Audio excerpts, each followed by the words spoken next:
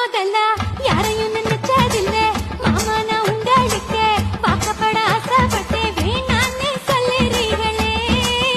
சும்மா வெறுவாயே மெல்லுறீங்களே